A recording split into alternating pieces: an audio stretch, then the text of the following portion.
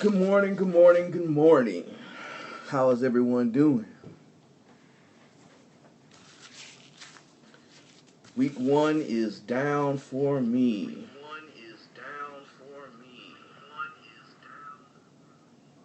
Had a little echo there.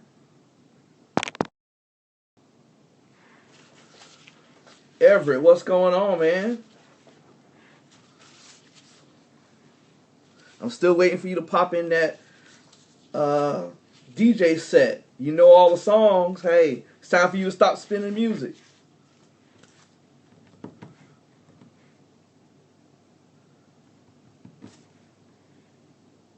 Hey, I had to jump out and do it last weekend. It's your turn.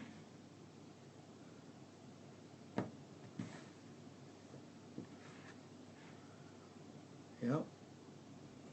Man, I love it. I mean, since I've been on Periscope, I've met so many good DJs. I mean, some good music. I guess about 20, 30 minutes ago, DJ Crank just went off, and he was spinning some old school hip hop and stuff like that. You're right. Benny Foxmore, uh, DJ Nabs, Solo. Oh yeah, it's nice. It's nice. You know, he is so smooth when he's mixing and scratching and all that stuff. He's just so laid back with it. And hopefully I'll get to that point. You know. But anyway, I guess what I want to talk about today is, there's so many of them.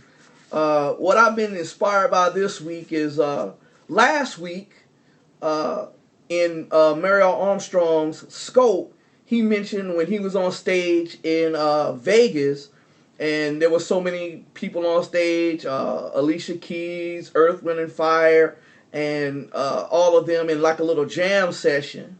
And all of a sudden, out of the blue, Stevie Wonder starts playing the harmonica from backstage, and they bring Stevie out from backstage, and he's playing the harmonica and just, playing along with all of them. And Mario was talking about how good he was and all of that good stuff, and how even though he couldn't see or anything what was going on, he was able to pick up on the music and keep pace with everybody else. So that inspired me, and I went to YouTube and I started looking at a bunch of Stevie stuff and all that stuff, listening to a lot of Stevie songs that I haven't heard in a long time. So that was cool. I got to listen to a bunch of old Stevie stuff. Well, about 2 nights ago, I was in Kid Capri's Scope. If you haven't followed Kid Capri and you love music, I do advise following Kid Capri, because he had like a listening session the other night, and he played a whole bunch of old stuff, whole old vinyl stuff that we haven't heard in a long time. You're right. And not only does he play good music, but he also talks about some of the history of music and some of the stuff like that. So I guess, I started thinking about it, and all the stuff he was talking about, the history of music, and there again, he started talking about Stevie Wonder. And he mentioned Stevie Wonder, he saw this thing with Stevie Wonder back from 1970. And if you go to YouTube, it's entitled Stevie Wonder Brazil 1970. And you need to go watch that video. They're playing along. Stevie is doing a show. And the whole video was probably about 45 minutes long, 47 minutes, something like that. But anyway, Stevie is doing a show, and about 24 minutes, you can speed ahead to 24 minutes unless you want to listen to all the rest of it. But go to about 24 minutes into the video. Like I said, it's Stevie Wonder Brazil 1970. And it's in black and white. And one of the guys comes on stage, and he takes Stevie by the arm, and he leads Stevie around the stage, up to the drum set, and they hand Stevie some drum sets, and Stevie starts to go off on the drums. I mean, it's amazing. It's one of the most amazing things I've ever seen.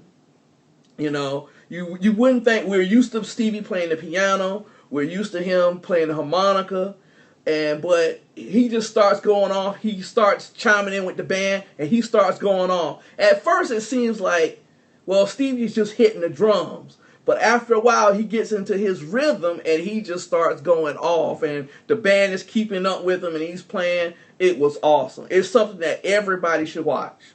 All right, it's YouTube, Stevie Wonder, Brazil, 1970.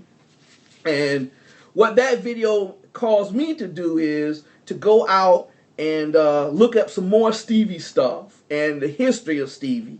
And I started looking up Stevie's history. And did you all know that Stevie has won 22 Grammy Awards? 22 Grammy Awards. He's 5th on the all-time chart of people who've earned Grammys. The only name I really recognize, well, YouTube is above him. I think they have something like 23, 24. Quincy Jones has 27. There's a guy named George Salotti. He was a composer, director for the Chicago Symphony Orchestra, and he's the person that leads, and he has 31 Grammy Award wins. But Stevie has 27. And so I started looking deeper into Stevie's history. You know, Stevie wasn't born blind, and but he was born premature, and because of the type of incubator he had him in, they had him in when he was a baby, it actually caused him to go blind. And so what it really made me think about this week is that we can do anything that we want to do. And people always tell us that. And I believe that we can do anything that we want to do. But my twist is, I don't think we can be great at everything. All right? I don't think we can be great at everything. I think that we can only be great at the things that we're called to do. You know, like Stevie, you know, he's called to do music. So when you look at his history and everything he went along with in music, everything he's done in music, you know that he was truly called to do music. That's his calling in life. That's his God-given talent. And I read a book a few years ago. It's called Strengths Finders by Tom Rath. Strengths Finders by Tom Rath, and 2.0. And it's a good book. And what the book focuses on is that we spend so much time focusing on our shortcomings, the things that we're bad at, that we miss out on the things that we could really excel at. So what Rath says in his Strength Finders book is that if we focus on the things that we're good at, the things that we're great at, and really work on that, we can really blow up. You know, he said, don't worry about the stuff that we're bad at. You know, don't worry about the stuff that we're not as good at. Focus on the stuff that you're great at. Focus on the things that you're called to do, and you can go a whole lot farther. You know, and that really inspired me. Suppose Stevie Wonder had felt sorry for himself and not focused on what he could do. You know, in part of his history, they said, wow, him and a friend used to stand on the street corners and panhandle and play music for money. You know, he could have done that his whole life, you know, and we would have not known the music of Stevie Wonder. But he always knew he was supposed to do something greater. And you know, one thing I found out when I was studying Stevie Wonder and his history, did you know that when he signed his first contract with Motown with Berry Gordy, his salary was $2.50 a week? Stevie Wonder, little Stevie Wonder, when he was 11 years old when he signed with Motown, they gave him a salary of $2.50 a week. All right? And that's what they signed him to, and that was a 5-year contract. It was a 5-year contract. and they set it up so all the money for him would go into a trust fund until he turned 21. But now think about it. You know, back then that was probably, Stevie was born in 1960, so that was probably 71, 72. I think he was born in 1950. 1950. So 1961, 1962, he's making $2.50 a week. Plus, he got a little bit of the royalties off of the songs that he made. You know, and he stuck with that deal until it ran out. And once he turned 21, he left Motown for a few years, for about 2 years, just to try to, I guess, show them that he could do other things, because he felt that they were holding him back, and he could negotiate a greater contract when he went back. But yeah, that's what I was inspired by this week. You know, Stevie Wonder playing the drums and all the stuff that Stevie accomplished, which made me think about, you know what? Stop focusing on all the things that you're bad at. Stop focusing on all of the things that that you don't do well, and find out. And that Strength Finders book will help you. The second part of the book, it has an inventory where you go through and you take a series of tests, and it shows you some of the areas that you are strong in, and you take those areas and really capitalize on them.